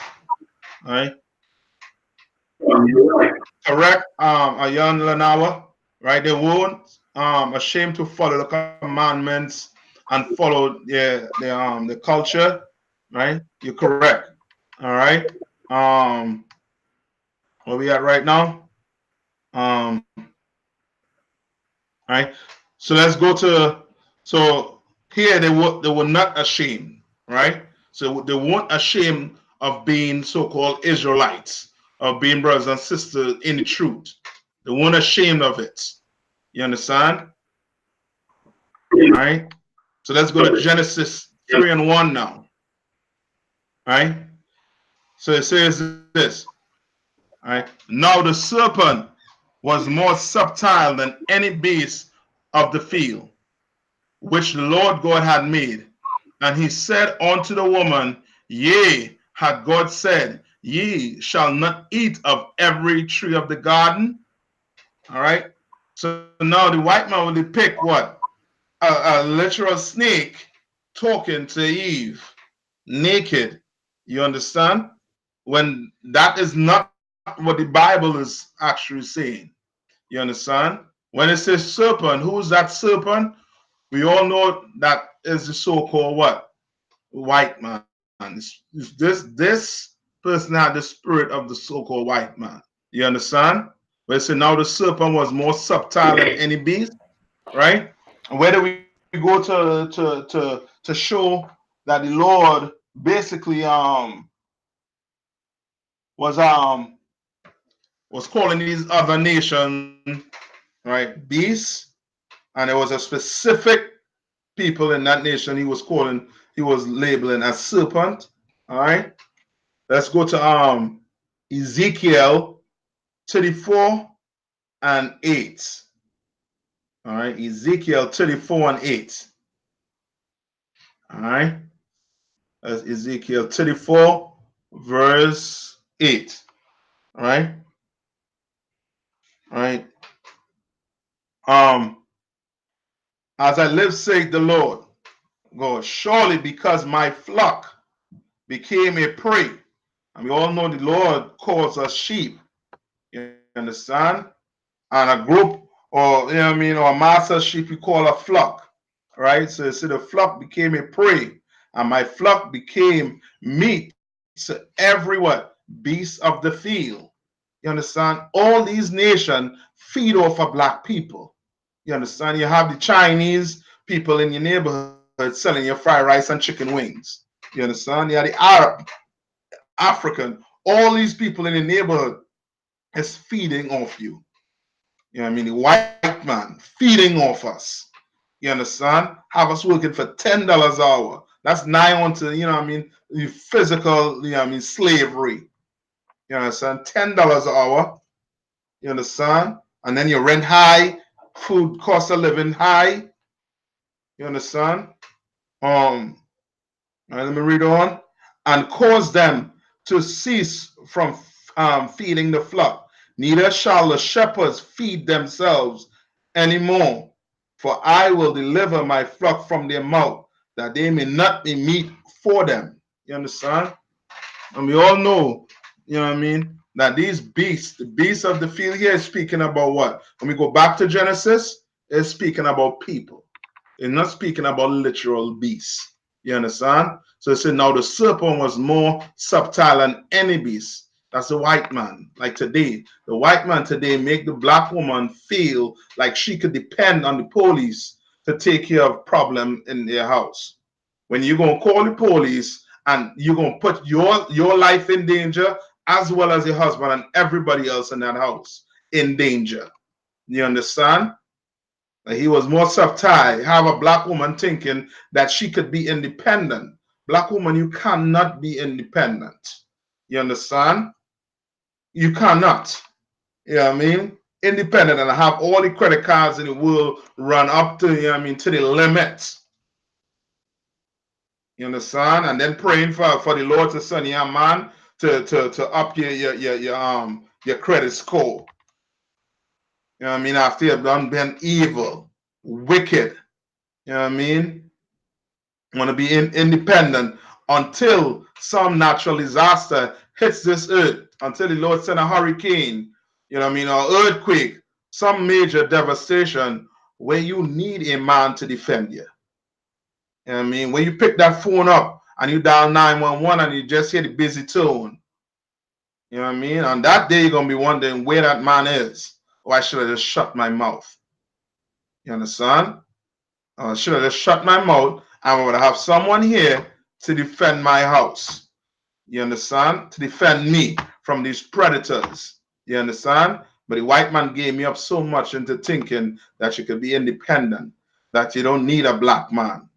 When you could see, you know what I mean, a blind man could see that a black man is needed, Hispanic man is needed, or Native Indian man is needed in every black, Hispanic, and Native Indian household. They're needed. You understand? And what? All right. So back to it. And he said unto the woman, yea, had God said, you shall not eat of every tree of the garden. So now he coming to Eve to basically, you know what I mean, to beguile her, to tell her, you know what I mean, you gotta listen to the Lord. You know what I mean? You gotta listen to the Lord. I mean, back then the Lord spoke to them through what? The constellation. Now, how does the Lord talk to this Bible? This Bible here is the Lord words. And we learn the Lord words in the UPK under the prophets of the Lord. You understand? The prophets of the Lord is telling you, black woman, you need to obey a man. You understand? You need to come in here, obey a man. I'm not saying if your man tell you to go carry a package of weed to Tyrone that you should take it. No. You should say, La, sir, but I cannot do this. This is a sin against the Lord. There's a way to talk to your man. There's a way to be in the UPK. You understand? If you're a sister and you're fully taken on the teachings of this school, there's a way to be as a brother if you're fully taken on the teachings of this school. You understand? I mean, if you don't want to take it on, then the door is waiting for you. You know what I mean? Don't let it hit you on the way out. You know what I mean? Salaki. All right. Where we at now? Oh, verse 2. And the woman said unto the serpent, we may eat of the fruit of the trees of the garden. Right? Now she know what she have to do. Verse 3.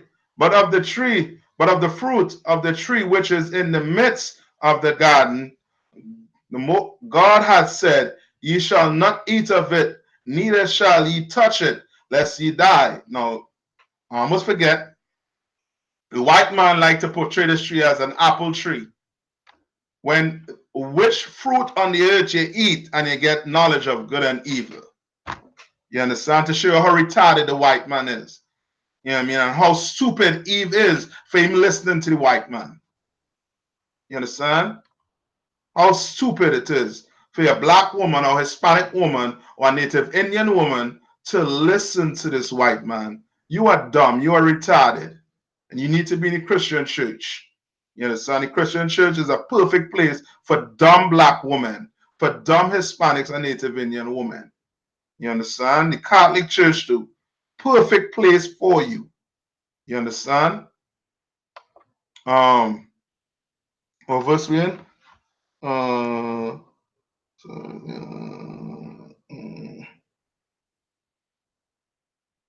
Right? Let's see. Right? Verse 4.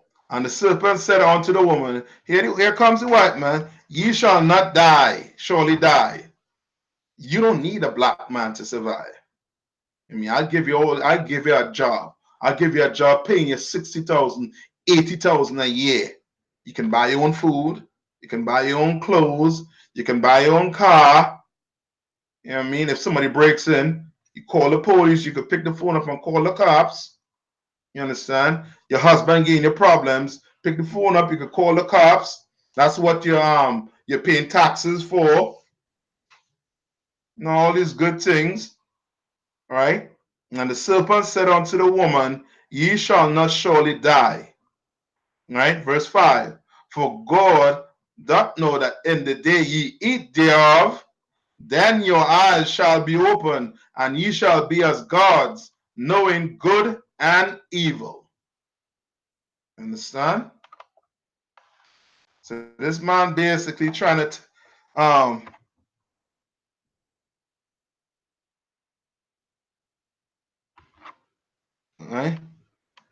right? So what's going on here right now?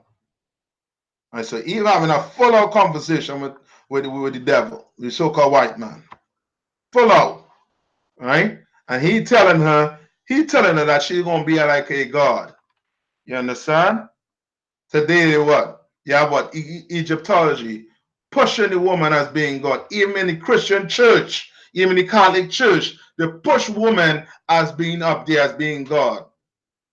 That's why they say what? The Hail Mary, they pray to Mary.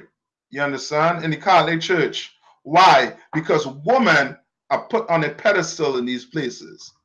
You understand? They're made to be like gods in these places. You understand? When you are just being tricked into being a full-out dummy, into being a full-out a-hole. You understand? And then when you go make all that mess, you're gonna come crying. Ain't nobody gonna feel sorry for you on that day. The Lord, he gonna be laughing at you on that day. You understand? Verse 6. And when the woman saw that the tree was good for food, so the dumb woman, right, went and read what she was not supposed to read, right? And she said what? And saw that the tree was good for food, right? Meaning what? Right? Food for thought. You know what I say? Food for thought, right? Good for food, and that it was pleasant to the eyes, and a tree to be desired to make one what? Wise. She took of the fruit thereof and did eat. So she ate it. So she went and what? She went and read the constellation the Lord told her and Adam not to read. Right? And gave it also unto her husband with her, and he did eat. You understand?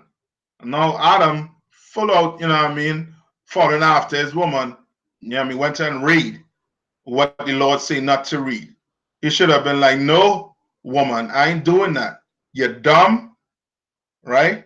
But he did, right? And verse 7, and the eyes of both of them were open, and they knew that they were what? Naked, and they sewed fig leaves together and made themselves aprons. So come on, you will have to give me verse 7. Give me verse 7. What happened here in verse 7? Right, so you read in Genesis 2 and 25, where they say they were naked and they were not ashamed. Now they're naked and now they what? Ashamed. What does that mean?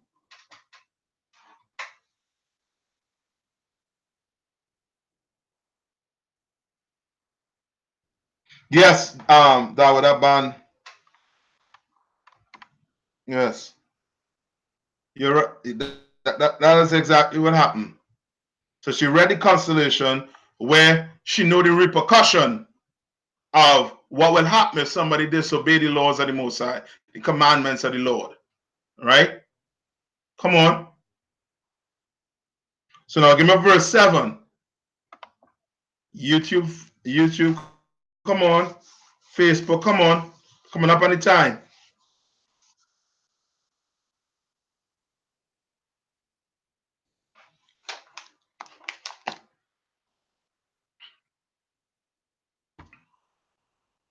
Ayala Lunawa, Tama, Ranks, Trinidad, come on. We in Genesis 3 and 7. Kaya.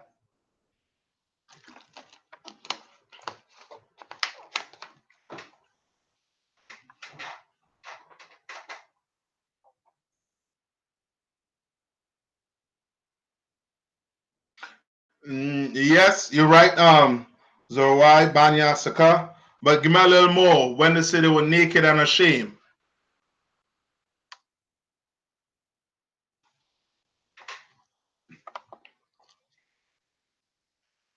All right.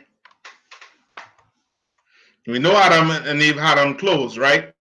The Christian church or the Catholic church just depict something in the eyes of the white man or in the eyes of the serpent, which try to deceive black people of what Genesis, was really about. You understand what Genesis 1, I should say the whole Bible was really about, right? He just try to confuse us. All right. So I'm gonna read one more time. And they say, and the eyes of them both were open, and they knew that they were naked, and they sewed fig leaves together and made themselves apron. So the eyes were open. Let me see. Now they know the repercussions of good and evil, and they were not ashamed. No, no, no.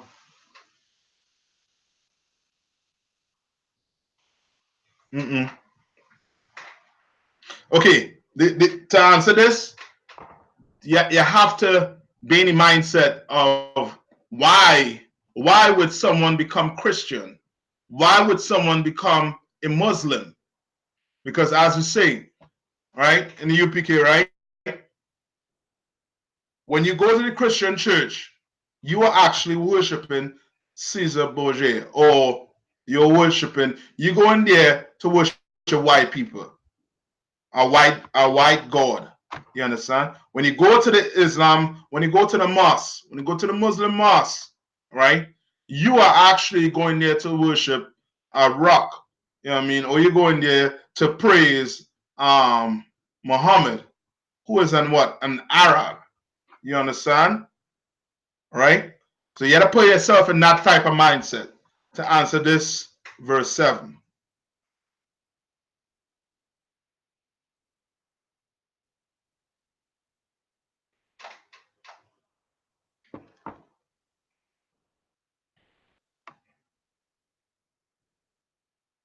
Lahab, you're coming on it. All right. All right. Shabaya, you're on it. All right. Rocky, sir. Not really. They didn't. Okay. Yes, they choose to sin because nobody force them to go read the constellation. Nobody stick a gun to their head. Nobody stick a knife to the throat and tell them look up in the sky and read this before I slit your throat. Right? So they choose to sin. They choose to disobey the Lord. Right?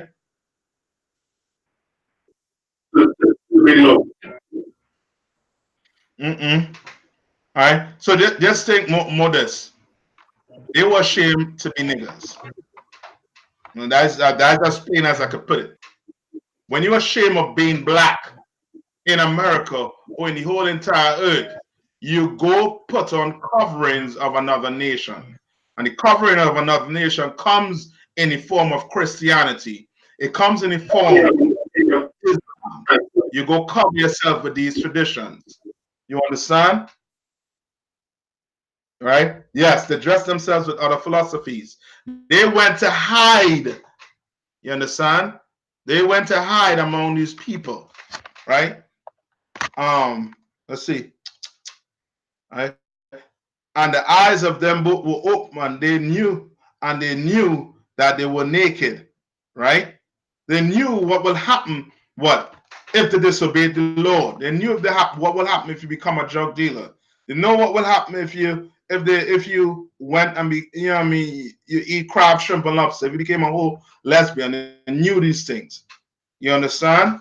So they did what? They tried to go in these other religions to try to be, or these other nations to try to be what?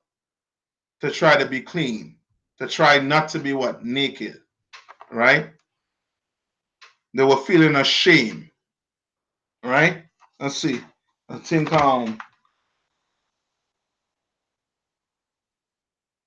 right? Like go to Ecclesiasticus 41 and 17. All right. Ecclesiasticus 41 and 17. Right? So it said, be ashamed of whoredom before father and mother. You understand? That's something you should be ashamed of. You understand? Be ashamed of that. Don't be ashamed of being, you know what I mean, of being an Israelite. Don't be ashamed of being. So you go tell black people, you brothers, the brothers who go out on the streets, you understand, to teach black people, right? You go to a camp speaking, right? You tell black people that they're the chosen people of the Bible, that they're Israelite. And what will they say? Oh no, some people will say, oh no, I'm not those people. I'm not them. You understand? I'm not them. Right? Let's go to verse 8, Genesis 3 and 8 now. And they heard the voice of the Lord walking in the garden in the cool of the day, and Adam and his wife hid themselves from the presence. They already sewed fig leaf together and aprons together. You understand? And where did they go and hide? In these religions. You understand? Like black people go hide in these religions from the Lord. They claim they're looking for the Lord. You understand? In what? In Christianity or in Islam. They claim they're looking for the Lord. You understand? You go in there to hide from the presence of the Lord. All right? Amongst the trees of the garden. You understand? Amongst these other nations. You know, call these trees of the God, these other nations. You go and hide among them. You go put on a suit and tie. You go shave your head bald. You understand? Shave your face smooth.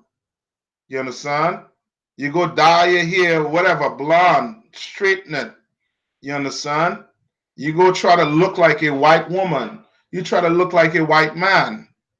You understand? You go hide yourselves among these nations. All right? And the Lord God called unto Adam and said unto him, where art thou? You know what I mean? So the Lord leave Adam doing what he was supposed to do, but now Adam doing what? He hiding from the Lord. Because he did something, the Lord said what not to do. Verse 10, and he said, I heard thy voice in the garden, and I was afraid because I was naked. and I hid myself. You understand? Because he was not, he hid himself because he was what? He was naked. Right? See?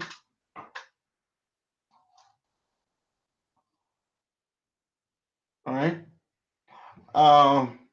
Mm, let's look at let's go to fully explain the naked.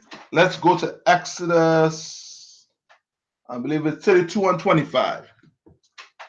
Exodus 32. Let's see.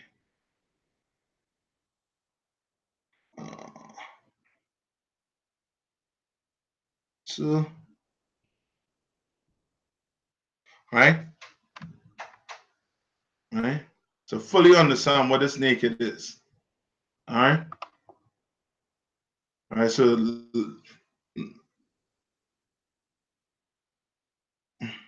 all right.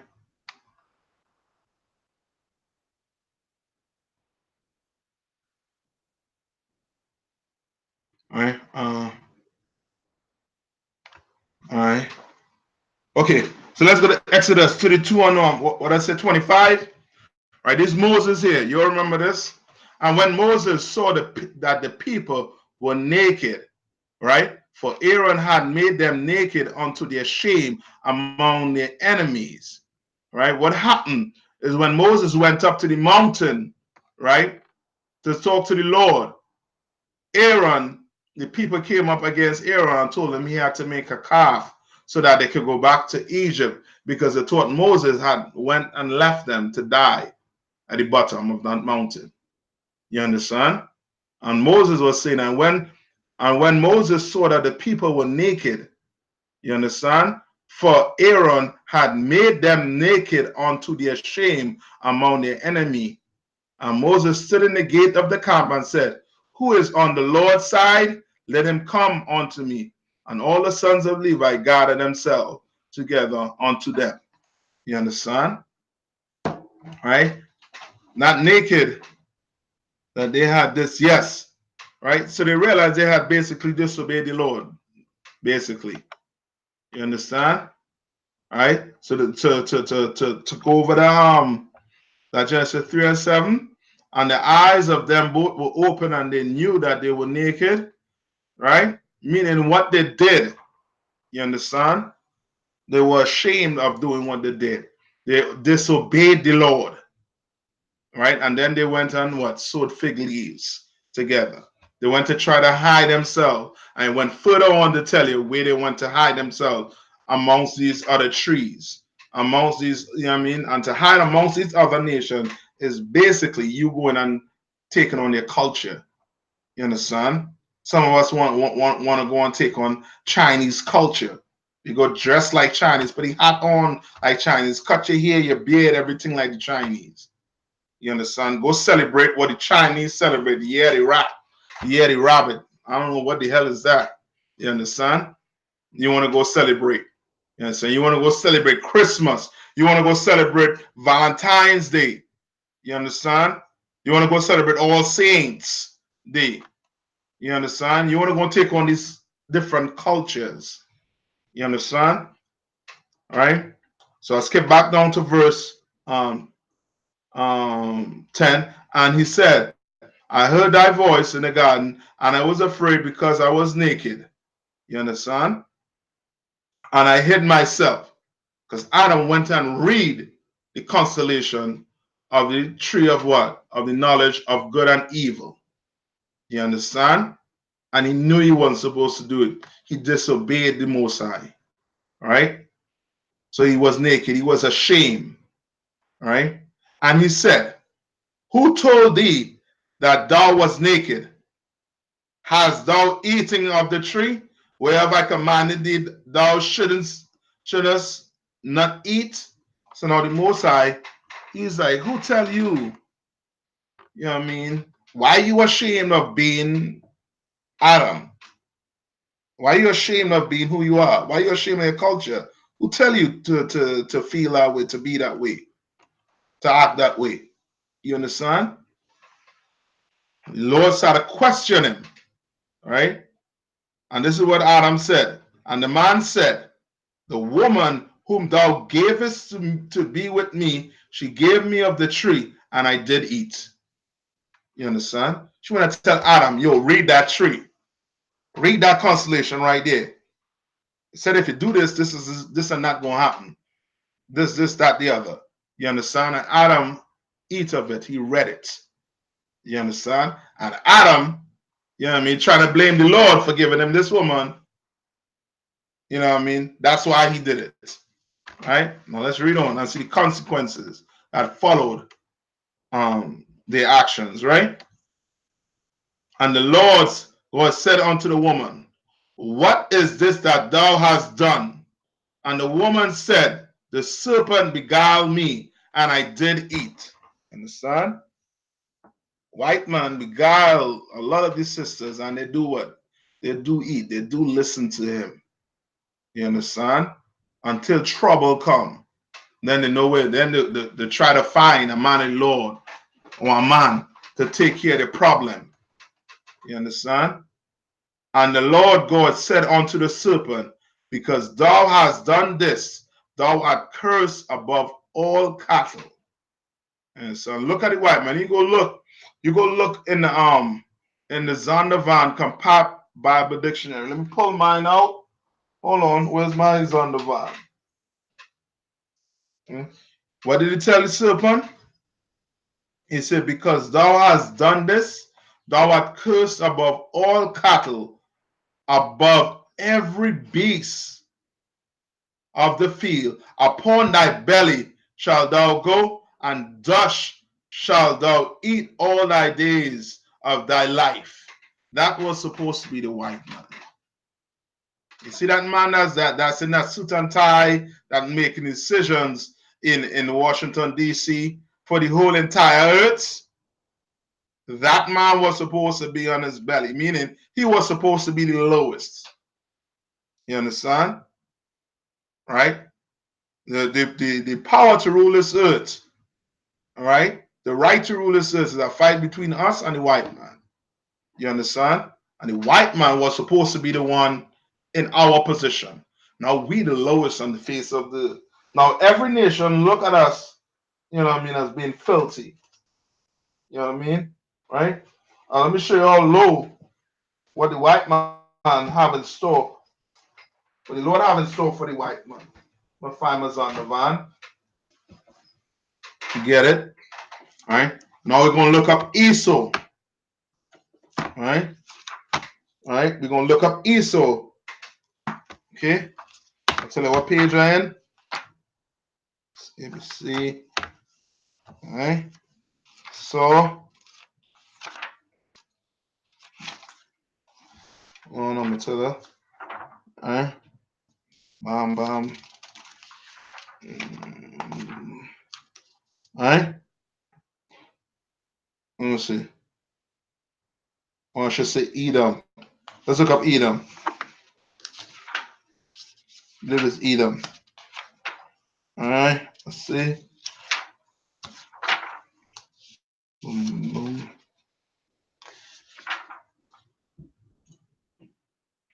See.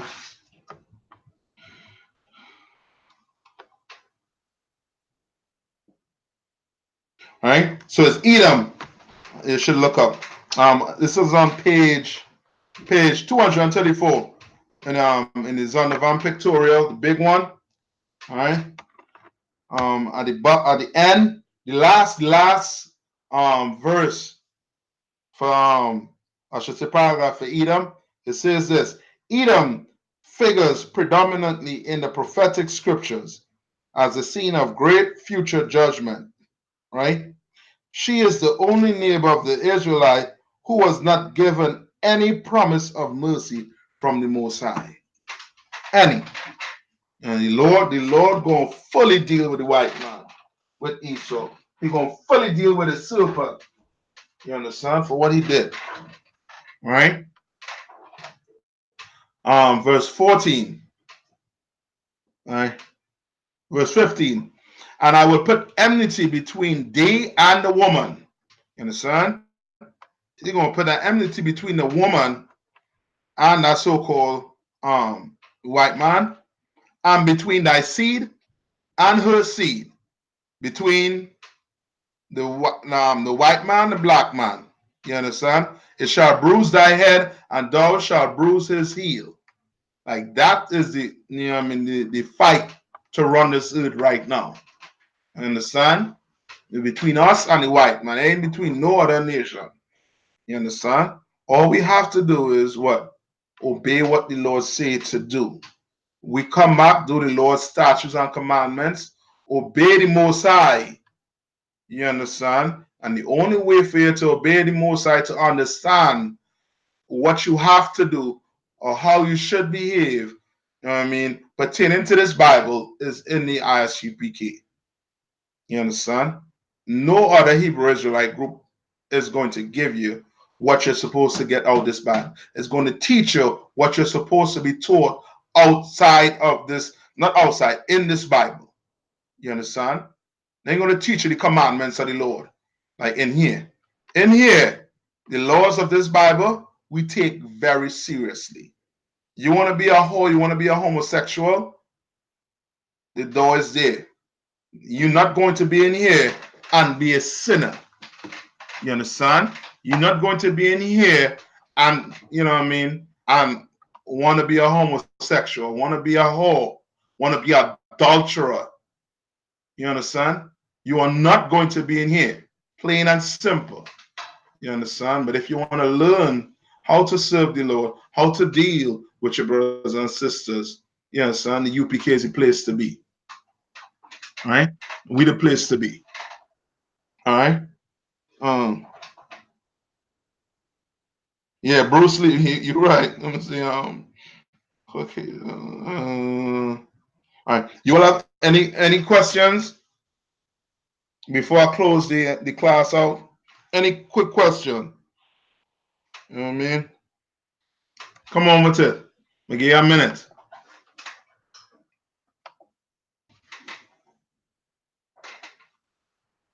Okay, sir.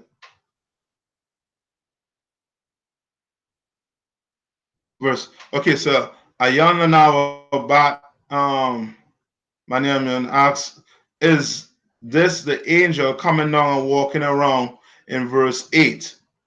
Yes, the Lord, he ain't leaving where he is to come now. So when you hear the Lord was in the garden, that's basically the angels that he sent now. You know what I mean? Who worked for him. And they heard the voice of the Lord in the midst of the garden, in the cool of the day. Yes, that's the angels doing the work for the Most High. You understand? Any more before I close it out? We tune in again next week.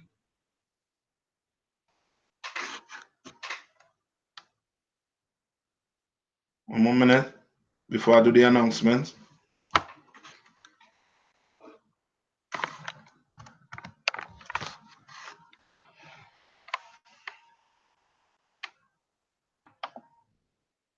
Okay.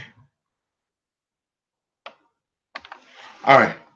So I'll do the announcement now, right? So that I'm end the class here in Genesis 3 and 15, and maybe next week we pick up from there. All right. So I'm gonna end it there, and I'm gonna read the announcements for us before I let you all out. All right. Let me just pull it up. All right. Security announcement. All right. So we are the I.S.U.P.K out of 1 West 125th Street, Harlem, New York, under Commander Gen.YAHANNA. Right. New rules for brothers and sisters. All right, you all take these rules very seriously, please. All right. When a new brother or sister comes into the school, they are off limits for 6 months. They are to be saluted only. Right. Now it's on Facebook also too. Right. They are here to shed themselves of the world. After 6 months, if a brother or sister has an interest in a particular person, he or she must get permission from the head, right? From Commander Gen.YAHANNA to speak to a brother or a sister. There's another 6 months in which the brother or sister will court each other After the 6 months period, the brother or sister will get permission for the head from the head to marry. Right? Tithes, which is a commandment, you can find in Numbers 18 and 21 and Malachi 3, verse 8 to 10, means tenth in Hebrew and is pronounced by Aishara, right? 10% of any increase the Lord gives you, right, to the Treasury Department or teacher. You understand? So 10%, you make $100, right? 10%, $10. You understand? You make $10, that's $1 to the Lord. You understand?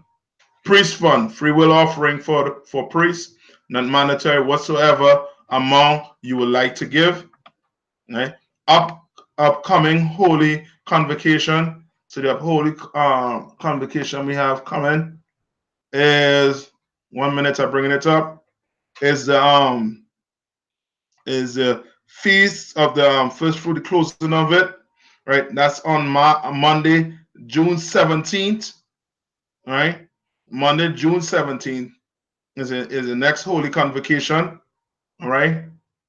Um, See, remind Akim and Akwatian to check any social media such as ICPK.com, Facebook, Twitter, YouTube, and so on for ICPK events and materials. If your brother wants to be a trooper in the school, then he is to start wearing all black, which includes black boots, shirt, pants, headband, or scarf. All right. And with that, Israel, I'm gonna say shalom. All right.